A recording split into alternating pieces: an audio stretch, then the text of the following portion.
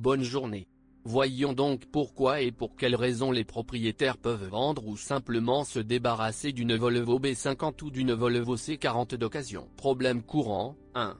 Les étriers de frein avant collent après 8 à 10 ans de vie et nécessitent un nettoyage approfondi. 2. À plus de 5 ans, le démarreur tombe en panne. La voiture démarre fort en fonction de la température ambiante.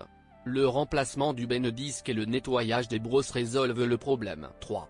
Le câblage reliant le coffre et les portes est rompu. De plus, l'erreur peut être transmise à d'autres unités électroniques. 4. Le bouton d'ouverture du coffre tombe en panne.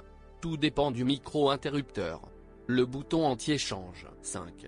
Les ampoules et les contacts de l'éclairage de la plaque d'immatriculation tournent au vinaigre. 6.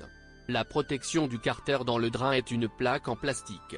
Comme la voiture est très basse, cela n'aide pas vraiment sur les bosses et vous pouvez facilement casser le carter d'huile.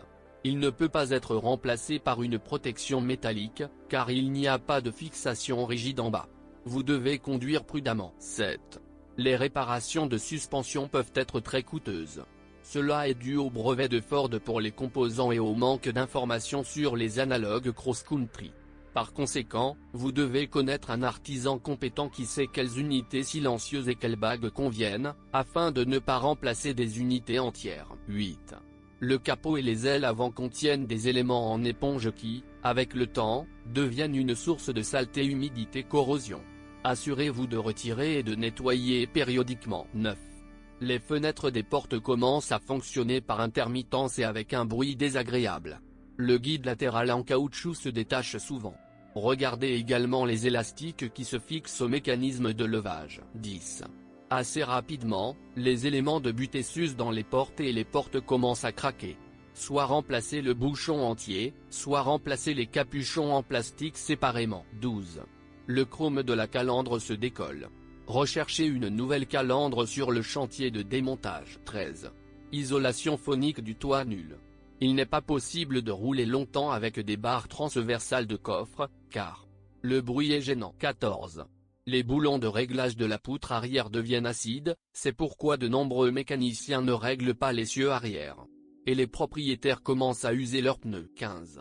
Le bloc sain s'oxyde. 16. Lorsque la température atteint plus 24, le compresseur de climatisation s'éteint. Retirez la rondelle de réglage de l'accouplement électromagnétique. 17. Le filtre à carburant, qui émane, commence rapidement à pourrir. Ne retardez pas le remplacement. Au moins une fois tous les 2 ans. Ou mettez-en un plus durable. 18. Erreur flottante sur la pédale d'accélérateur. Nécessite un serrage des contacts en cingle. 19. Les lapins à roues s'effondrent après une saison. 22. Lors de l'accélération et lors de longs virages, ils tremblent, les transmissions avant doivent être remplacées. Le remplacement n'est pas bon marché. 23. Lorsque vous commencez à bouger, vous entendez un clic dans la pédale d'accélérateur. La maladie s'est propagée à partir des voitures Ford. 24. La pédale de frein commence à grincer. Le ressort à l'intérieur de la pédale a besoin d'être lubrifié. 25.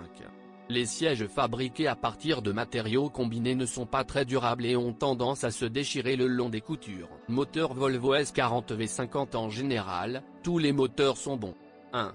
Sur les moteurs Ford, il existe des problèmes courants avec la vanne IMR, essence 1.8 et 2.0. 2.